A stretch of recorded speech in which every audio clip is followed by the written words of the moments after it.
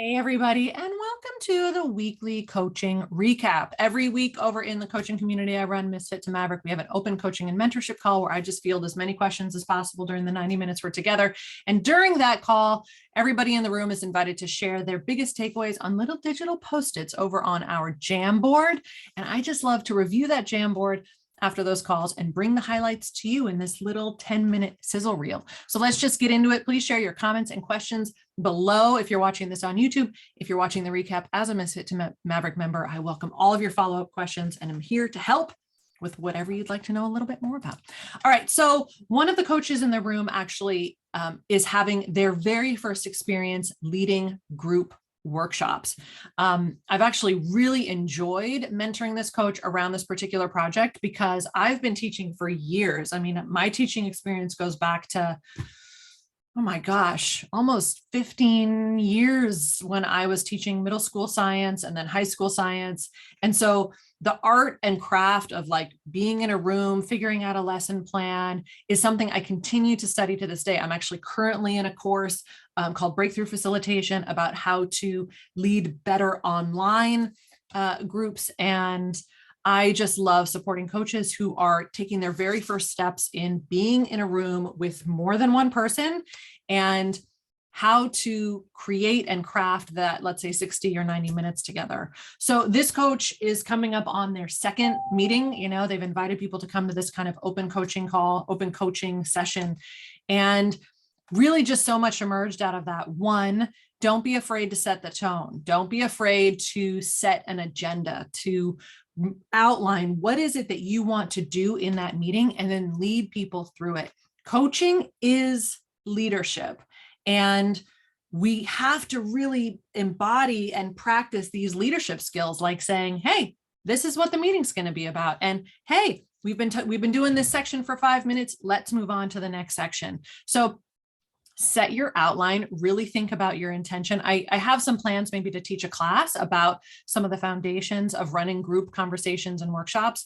But those were just some of the ideas that surfaced. There's also a note here that says what you name the session matters. And that's really true. Like calling a 60-minute gathering a workshop suggests that you're going to teach something, that you have an idea, maybe from your certification, something you've learned that you want to reteach, and then you're going to give people the opportunity to reflect on it, maybe do a practice activity, and then share out in the room. Calling something a support group has a different feel to it, right? There's more a sense of we're going to gather and I'm going to facilitate everyone in the room being able to share their stories and feel seen and heard. Calling something a listening session, calling it a conversation. Keep in mind that what you name your coaching experiences matters because it'll mean something to the people who are signing up for it and what their expectations might be coming into the room.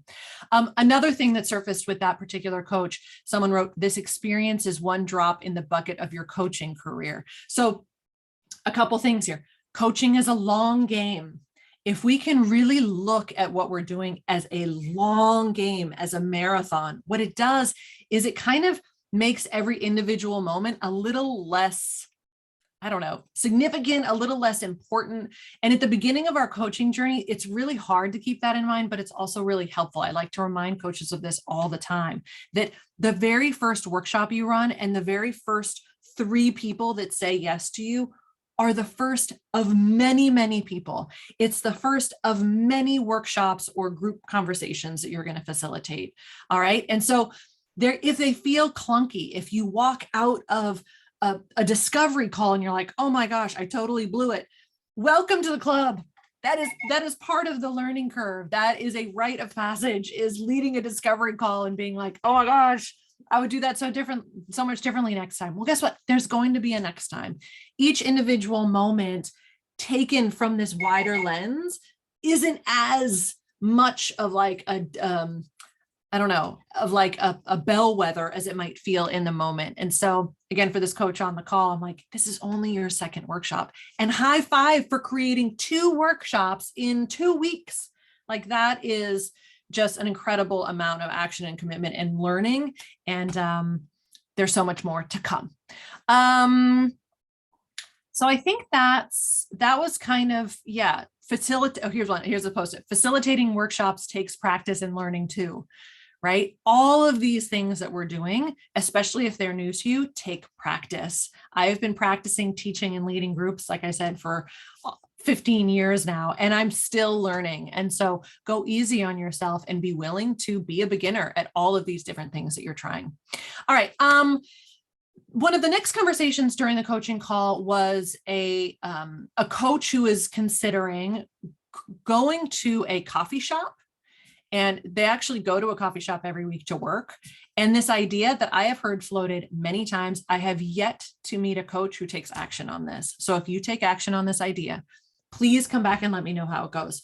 But essentially sitting at a coffee shop and with the permission of the manager or the owner, putting a sign up that says free coaching, free 15-minute coaching session, take a seat. And actually putting a sign out. So here's a note I'm looking at. It says having a real coaching sign. Sit at a table with a sign and call it speed coaching. I think that was, coffee shop coaching.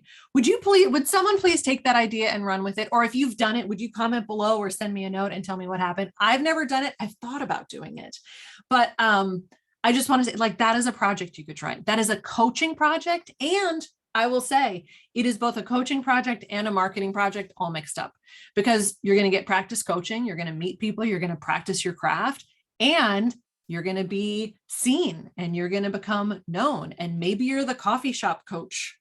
Maybe you're that coffee shop coaching person. Like, establishing ourselves and finding these labels is actually quite delightful and fun.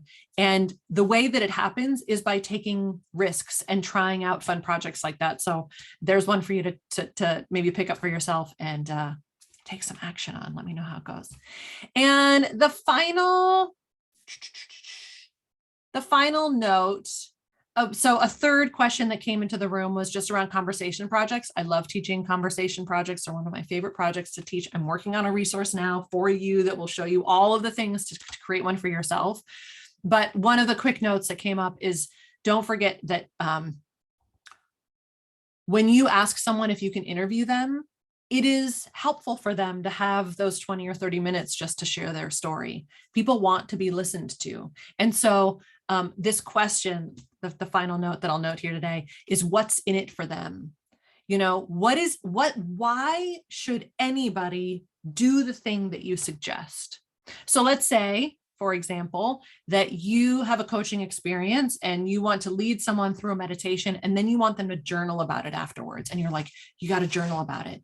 Why should they journal? Like, what's in it for them? I know you think it's awesome, just like I think all of the features of my coaching experience are awesome. But I think it's really important for us to remember that it's not just about what we think. It's this middle ground between what we love to do, this party we really, really want to throw, and what other people want, what they need, what they're looking for. And it's about finding that middle ground, not being so far over here that we're like, you know, you have to do all these things, even if you don't want to. And even if I can't tell you why it's important, we also don't want to be over here where we're just like not bringing any of ourselves into our work. It's about that bridge. And so that question of like, what's in it for them, I think is a very powerful question to ask yourself as you design the coaching experiences that you want to alpha test and bring out into the world. All right, that's what I've got today. I hope this recap has been helpful for you. Again, please share your insights, your questions in the comments below if you're watching on YouTube, in the comments below if you're over on Misfit to Maverick. Happy to follow up on anything that I've shared here today, or to continue workshopping these ideas in the next coaching call next week. I wish you all well. Talk to you soon. And now I'm going to stop recording. Okay, bye.